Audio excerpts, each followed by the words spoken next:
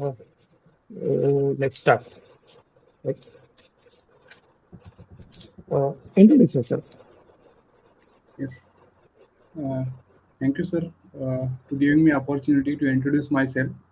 Myself, RAVIRAJ Surve. I am from Ratnagiri in Maharashtra. I have completed my 10th and 12th education from my village school, and then I completed my diploma in mechanical engineering with the 68 percentage from Ratnagiri, Maharashtra. Then, after I completed my graduation in mechanical engineering with the 71 percentage from Savitribai Phule, Pune University, Pune. And now currently I'm doing job in a company which is Kirloskar Authorized Service Dealer Company, and my company is provided service to all Kirloskar engines and generators from the 5 kV generator to 10 kV generator. And in my family, my elder brother and father works on a ship as a fisherman.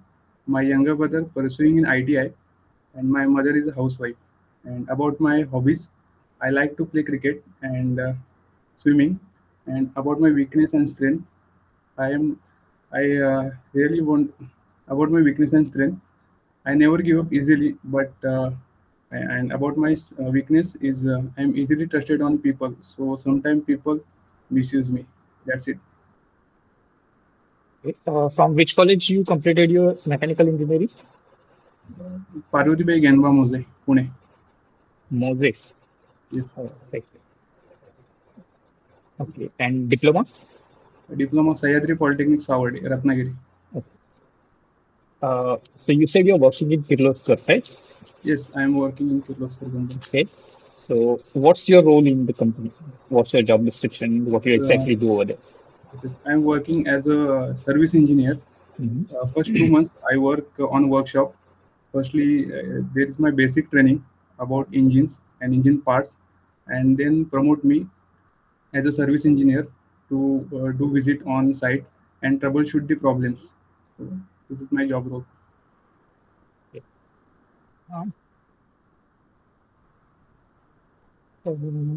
what do you find like? What was the worst or difficult problems you have yet analyzed and troubleshoot during this your working period? Okay. Uh, there is some mechanical problems and electrical problems comes on this side, but in emergency condition there was one electrical problem. It was high temperature sensing, high Mhm. temperature detecting on display, but I check its root cause. It's very okay. It means it root cause means I check its sensor, which is sense the temperature of the coolant. It is okay. It's working is also okay. But after that, I check all root causes. I didn't find the its exact reason why it's showing. But after some time, I contact my electrical engineer, and they told me please check its connection, which is given to the controller, and check its wire. So after that, I found the problem in controller because the wire are short circuited there. So it's very difficult for me at that time. And what is the most common problem you found, like when you visit different plants or like different sites? So, which is the most common problem? Most common problem is that engine starting issue, Hmm. because if the generator shut off for the 4 to 7 days, above the 4 to 7 days, then its temperature is very low. Okay, it between the 25 degree to 45 degree. So it not possible to combust the air and fuel mixture inside the cylinder because it takes time to increase the temperature. So starting problem is most common issue that I find on this on site. Okay, so it generally happens because like the generator hasn't been run for a long time. It's been Yes, shut, right? yes, And right. what's your suggestion or like remedy for that? Remaining from that, I check the fuel line, air line, and some basic. Uh, okay, I check first the oil engine level. Is it okay? And then I check the water temperature. Sorry, coolant level, and then I check the all connections are there is good. Then I start the engine. If the engine not started in first crank, then I check this fuel line supply first. Is it working okay? Then I wanted to start the engine for more than 2 to 3 times because to increase its temperature. Okay. After that, he automatically started after the third crank. After the third crank, it not started. Then I remove the fuel pipeline and remove its air. Okay, it's remove air which is comes in the fuel pump. We have to remove first its air lock, then engine gets started. And let's say I have a generator and I won't be using it for next, let's say, a week or two. So, what are the precautions you would suggest me so that I won't face this issue? Like, it won't be having issues with starting. So, what should I do to avoid that problem? While I know, like, I'm not using it for next week. So, what are the things I do right now so that I won't be able to, like, won't be facing that issue after, like, whenever I'm going to start it again? Okay, means you are purchasing new genset and to avoid No, problems. no, no. I have a generator. I have bought it Okay, from you. Okay. I'm okay, using it on a regular basis.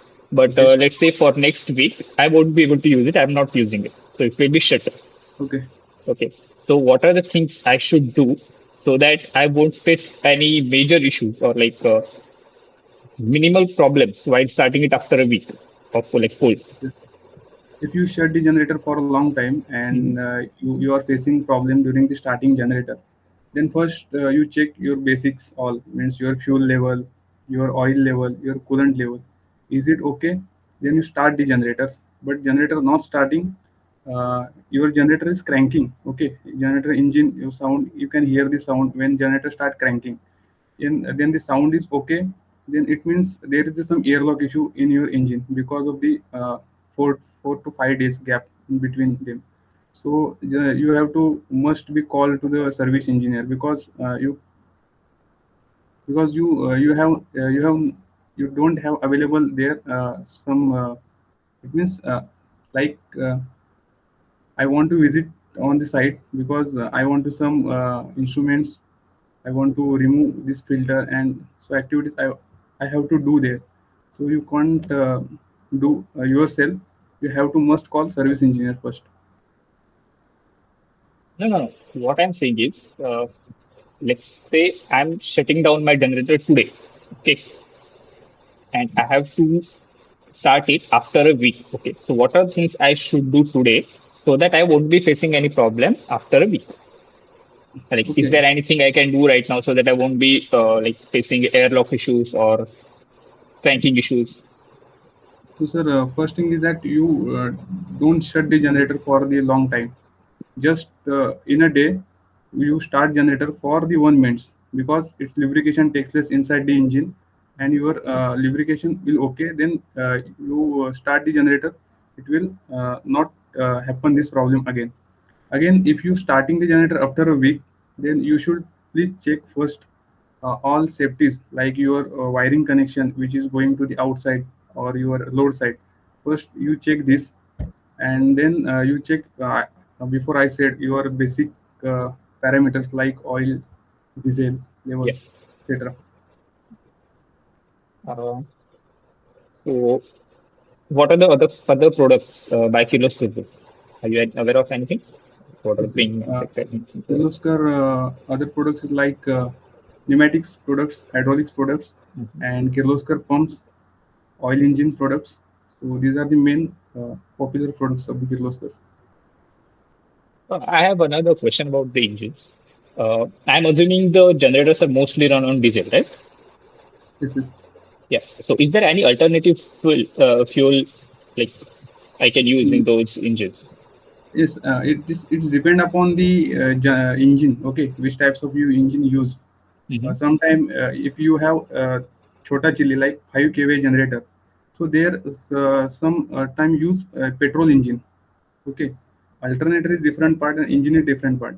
So if you use different types of engine, okay, then you use different types of fuel. So engines like petrol engine you can use, diesel engine you can use, also biogas engines now are in market. Okay, so you can use biogas engine. You Okay. can use the different fuels as per engines. So just tell me something about biogas engines. Biogas engine is that where we use the natural gases. It means uh, it means they use waste product like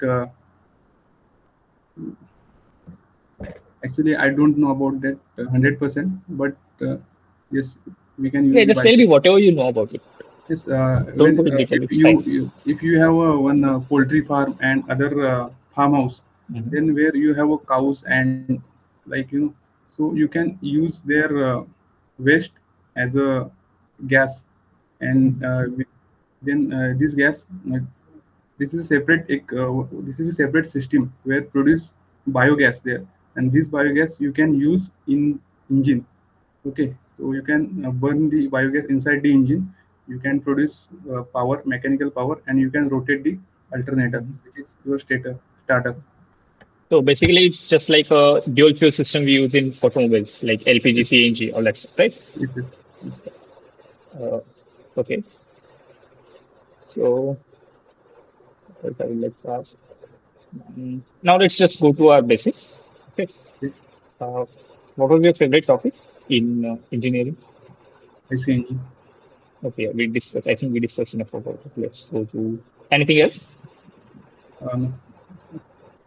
Okay. Uh, are you comfortable with pumps? Yes, yes. Comfortable. Okay, just tell me types of pumps. Just in Types of one word, pump. two words. Okay. Basically, pumps classified into main basic two types is a Mhm. rotodynamic pump and positive displacement pump. Then rotodynamic pump further classified into two types, axial pump and centrifugal pump. And positive displacement pump further classified into main two types, reciprocating pump and rotary pump. Then reciprocating pump again classified into two types, diaphragm pump and piston pump. Then piston pump again further classified into main two types, single acting and double acting. Okay, after that the rotary pump. Then rotary pump further classified into main four types, screw pump, vane pump, lobe pump and gear pump. So these are the types of the pumps. Uh, tell me in detail about gear pump. Gear pump. Okay. Basically, gear pump is a type of positive displacement pump. It consists of two gears. One is a driver gear and another is a driven gear. Okay. So driver gear is connected to the motor shaft. When the motor rotates, the driver gear also rotates. Okay. And driven gear also rotates because they are meshing with each other. When the both gear rotates in opposite direction in a closed casing, okay, then two things happen there. One is they get out of the mesh. Okay, they get out of the mesh, and other side is they get into the mesh. Okay, so where the gear get out of the mesh, this is the suction side of the gear pump. Okay, and because of that they create additional volume at the suction side of the gear pump. So because of that, negative pressure created at the suction side of the gear pump, and they get suck the fluid inside the gear pump. Okay, because we know that fluid always flow from high pressure region to low pressure region. So then fluid get trapped into the gear and the casing. Okay, and it enter into the discharge side of the gear pump where gear get into the mesh. Okay, the gear get into the mesh, their volume is reduces, and their volume because of the volume reduces, the pressure of the fluid the pressure of the fluid increase, and we get pressurized fluid at the discharge side of the gear pump. So this is the working of the gear pump. Uh, any safeties would you like to mention about gear pump? No, Not even single one. what? Sorry, Not even single one. Okay, I'll give you a hint. your What is voice is not. relief valve? Hello. Yes, yes. Yeah. So what is relief valve? Relief valve is a safety valve. Okay, so we use relief valve because of the when the excessive pressure generated inside the pump, then we have to relieve it. Okay, because our system required, if for example our system required 10 bar pressure. Okay, and our pump generated 15 bar pressure, then we didn't require extra pressure, so we have to relieve it. Then we use relief valve whose relieve the excessive pressure and send the desired pressure which we required our system. And why does it is necessary in like pumps? Relief valve required because, sir, if we not use relief valve, then our system already designed for the 10 bar pressure. It can withstand the 10 bar pressure. And in case the 15 bar pressure transfer to into the our system, then system get damaged because it will not able to withstand this pressure What are the possible reasons for this pressure surges in in system? Like, what are the possible reasons, or like why the pressure is rising? because of the excessive speed of the motor Okay, and and other thing. mm, yeah, that's fine. Uh, uh, Tell me about refrigeration cycle, if you know about Refrigeration it. cycle. Okay. Sir, firstly, I explain. I told firstly the refrigeration system parts. Okay. First part is the compressor, then condenser, then thermostatic expansion valve, dryer, sensing bulb, and last one is the evaporator. Okay. So in compressor, low pressure, low temperature vapor refrigerant compress isentropically, and it is increase its temperature. Okay, and it converted into the high pressure, high temperature superheated vapor refrigerant. Okay, after that, this superheated vapor refrigerant enter into the condenser. Okay, in condenser, they condensed isobarically, means at constant pressure, and they get converted into the high pressure, slightly low temperature liquid refrigerant, saturated liquid refrigerant. After that, this saturated liquid refrigerant enter into the dryer. In dryer, there is a silica gel is fitted. This silica gel absorb the moisture from inside the refrigerant. Okay. And after that, this refrigerant enter into the thermostatic expansion valve. In thermostatic expansion valve, they get expand.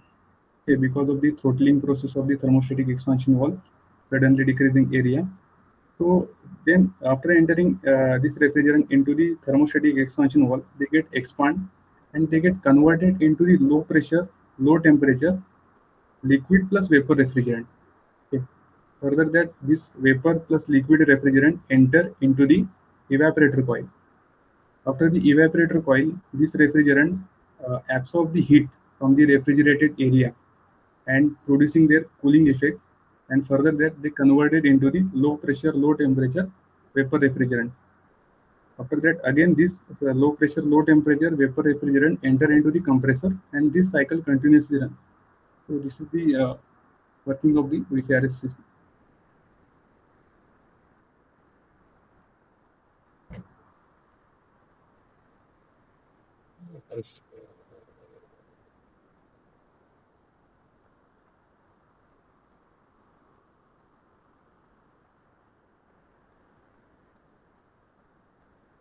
Uh, you have worked on generators, right?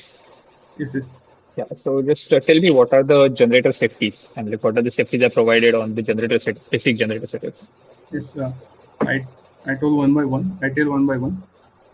First one is the high pressure, high temperature safety, high frequency, high speed, high pressure, and then overspeed, and then these are the main four safeties we use on the generators.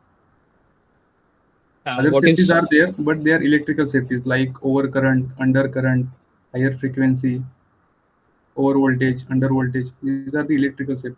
But basically, mechanical safeties are. what is overspeed and what's exactly What is? happening? Overspeed. Sorry. You said overspeed safety is Yes, there, na? overspeed. So Yes, what is overspeed. overspeed? Okay. We know that there is a device which fitted at the flywheel side of the engine. Okay, which is MPU unit, which is also known as magnetic pickup unit, which sends the RPM of revolution of the flywheel. Okay, No, no, no. I'm not asking. What exactly is happening when you say the engine is overspeeding? overspeeding. Okay, Yeah. what exactly happening? If we know that our fuel pump is there, okay, and there is one governor who govern the fuel pump to how much amount of fuel mixture fuel will be enter into the inside the combustion chamber. So if this setting will change or it will the malfunction, then they will send more fuel inside the combustion chamber or inside the engine, then they produce overspeed. And why it's not desirable? It's not desirable. Please Uh, tell. why we want to avoid overspeeding? in There is engines? a yes to avoid this overspeed. We use the magnetic pickup unit. Na, there is a No, sense the RPM. why we are trying to avoid it? Like why we don't want our engines to overspeed? What will happen if my engine is running on overspeed? Then, sir, what will happen? Mhm. Then your alternator can be burst. Okay, I'm not coupling my engine to alternator. My engine is running idle, and Okay. like now it's overspeeding. So what are the What like happens, sir? issues? Yes, issues. First thing is your head gasket will burst, break. Okay, because of the Okay, overspeed, your engine temperature will also increase. And if your engine temperature increase above the certain level, then there is a one head gasket between your engine head and engine cylinder. Then that gasket will burst, and your coolant or water which you use for cooling purpose, it will direct enter your engine block, and engine can be break sometime.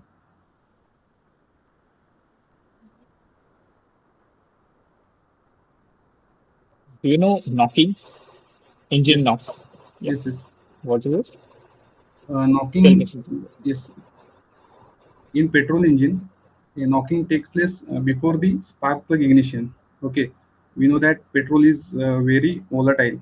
Okay, same when the petrol contact with any high temperature area, they catch fire.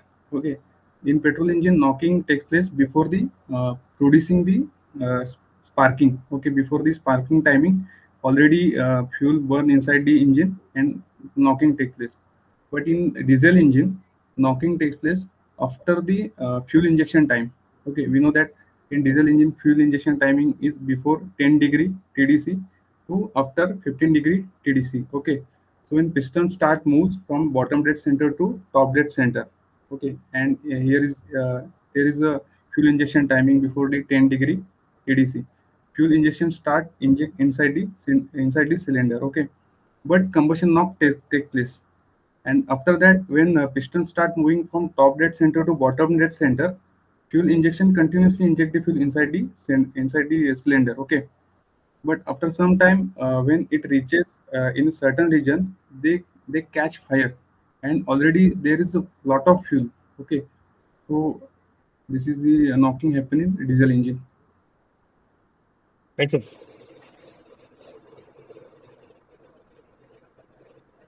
Okay. Mm, no, pump engine.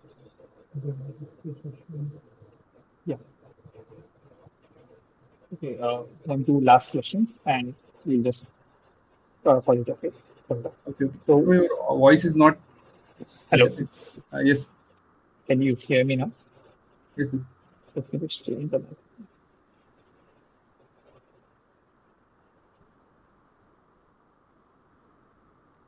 Hello. Is it loud? Yes. Now your sound is clear. Uh, okay. Uh, why do you want to join merchant Navy? Yes. Because sir, it's my dream, and I wanted to work on ship. Okay, because sir, I have been seeing these different types of merchant navy ships from my childhood. There is a one company in my village which name is Bhartiya Shipyard Company. So different types of ships used to come there for the maintenance at that time when I was in 10th and 12th. So I was very curious about that, how his huge ship works on the sea, which types of machine they use inside the engine. So I'm very curious about it. I wanted to know which types of mechanism they will use on board ship. So that time I decided I want to become a mechanical engineer. That time I don't know what is a merchant navy and how to join. But when I was pursuing in my diploma last year mechanical engineering, I met one sir who is a marine engineer, and he guided me about the merchant navy. Then I decided, yes, it's a good opportunity for me to convert my passion into the profession. So after that, I collect the whole information about the merchant navy. What are the duties of marine engineer on board ship? So I got some good information and some bad information, like the duties of the marine engineer. Sometimes marine engineer have to work for the 12 to 14 hours in emergency condition on board ship, and he have to work on different situation. like temperature. Okay, and his boiler suits sometimes gets damaged by oil and grease. So I collect the whole information, and after my graduation, where I'm doing now, I'm doing work in company. I'm doing same work here. Yes, conditions are different, but I'm doing same work here. I'm doing cleaning work, engine parts cleaning work, engine dismantle work, engine assembly work, troubleshooting work. So I'm preparing here myself to do job on board ship in future.